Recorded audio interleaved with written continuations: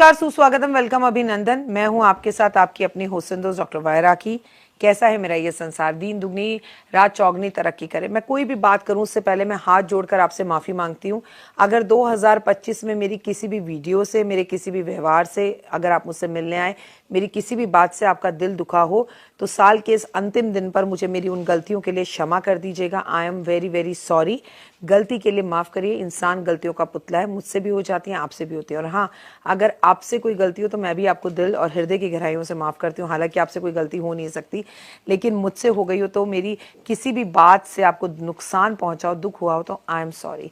क्योंकि यही चीज़, यही व्यवहार आपको करना है। 31 दिसंबर दिन है बुधवार का, और आज साल का आखिरी दिन है 2025 का, और आज है पुत्रदा एकादशी। भगवान आपके पुत्र, आपकी पुत्री, आपकी संतान को दीर्घ आयु, लंबी आयु दे, अच्छी बुद्धि, अच्छा स्वास्थ्य दे। तो आज के इस वीडियो में मैं आपसे पौष पुत्रदा एकादशी पर बात करूंगी।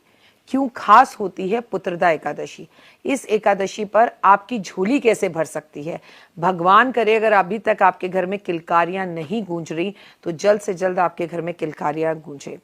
कुछ बताऊंगी, तो चलिए इस वीडियो की शुरुआत में सबसे पहले आप सभी को ओए होए, आपका जीवन खुशियों भरा रहे, माता रानी की असीम कृपा पर बनी रहे। पुत्रदा एकादशी हिंदू धर्म की एक महत्वपूर्ण एकादशी है, जो कि पौष मास के शुक्ल पक्ष की एकादशी को मनाई जाती है।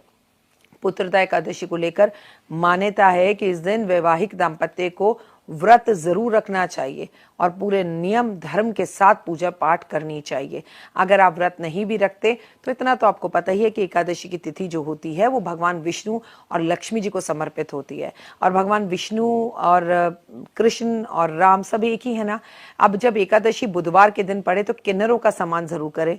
किन्नरों का आशीर्वाद अगर आपको मिल जाए तो संतान होगी ही होगी। ये बात तो आप लिख लीजिए। दूसरा, एक बात का हमेशा ध्यान रखिए कि बुधवार वाले दिन आपको गौशाला जाकर, और उस दिन एकादशी पड़ रही है और साल का आखिरी दिन हो, तो जाने अनजाने में कितनी गलतियां हमसे हो गई होंगी ना। तो अगर हम गाय को चारा खिलाएं, प्रभु से माफ़ी मांगें, अपनों से माफ़ी मांगे, पॉजिटिव होकर नए साल की शुरुआत करें, तो कितनी चीज़ें अच्छी हो सकती हैं। बस सोच को पॉजिटिव करने की ज़रूरत है। इससे, ऐसा करने से संतान की प्राप्ति का आशीर्वाद मिलता है।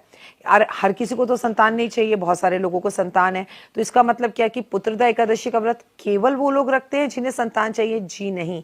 अगर आपकी संतान है तो उसके जीवन के अंदर पॉजिटिविटी आए, उसका विवाह टाइम पर हो, वो खुश रहे, उसकी लंबी उम्र हो, ये भी तो हमें चाहिए। तो भगवान विष्णु और शिव जी अपने भक्तों को सुख समृद्धि का आशीर्वाद इस एकादशी पर देते हैं। सभी दुखों का नाश हो जाता है। बस हृदय की गहराइयों से आपको प्रभु की पूजा करनी चाहिए। आपको मालूम है, कोई भी व्रत अगर हम शुरू करते हैं तो हम सबसे पहले गौरी पुत्र गणेश मनाते हैं। पुत्रदा एकादशी वाले दिन भगवान विष्णु की विधिवत पूजा करनी चाहिए। इसके साथ साथ पूजा करने से पहले गौरी पुत्र गणेश मनाएं। दिन भी बुधवार का है। इस दिन गणेश जी को हरेरी घास जरूर अर्पण करें, उनके 12 नाम जरूर लें। आज तुलसी के पत्तों को भगवान विष्णु को अर्पण करना चाहिए। आप कहा जाता है कि एकादशी पे कई लोग तुलसी पर जल देते हैं, कई लोग नहीं देते हैं। कहा जाता है तुलसी जी भी निर्जल व्रत रखती हैं इस दिन, लेकिन मेरा मानना यह है कि मैं अक्सर तुलसी जी पर जल दे देती हूँ और मैं उनकी सेवा करती हूँ, उन्हें स्पर्श भी एकादशी पे करती हूँ। मैं उन पे जल अर्पण करने के साथ साथ जो है दीपक भी जलाती हूँ, परिक्रमा भी करती हूँ। अब किसी की नज़र में गलत हो सकता है, किसी की नज़र में कुछ सही होता है। हर चीज़ गलत और सही से ऊपर होनी चाहिए।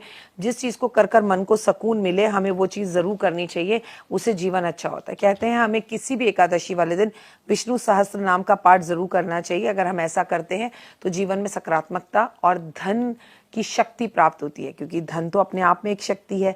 संतान सुख की प्राप्ति होती है। भगवान विष्णु को पीले पुष्प अति अधिक प्रिय हैं, उन्हें अर्पण करना चाहिए। पीली मिठाइयों का, पीले फलों का भोग लगाना चाहिए। एकादशी का व्रत रखने वाले श्रद्धालुओं को दान पुण्य अवश्य करना चाहिए। कहते हैं इस दिन ब्राह्मण और ब्राह्मणी को वस्त्र जरूर देने चाहिए। इस दिन आपको गाय को हरा चारा खिलाने से पुण्य की प्राप्ति होती है। इस दिन महालक्ष्मी का विष्णु सहस्त्र नाम का पाठ करने से जीवन खूबसूरत होता है, क्योंकि अष्ट लक्ष्मी का एक रूप जो है पुत्र लक्ष्मी के रूप में भी होता है। तो आज उनकी पूजा आराधना कर कर उनसे कामना करना चाहिए कि हे माँ, मेरी कोख में पुत्र की प्राप्ति हो। इस दिन मांस मदिरा ना खाएं, तामसी भोजन और लोगों की बुराई करने से बचें, निंदा करने वाले लोगों से दूर रहे। चावल खाना इस दिन वर्जित है, लेकिन चावल का दान इस दिन जरूर करना चाहिए। इसके अलावा एकादशी वाले दिन आपको नाखून काटने से, बाल काटने से बचना चाहिए।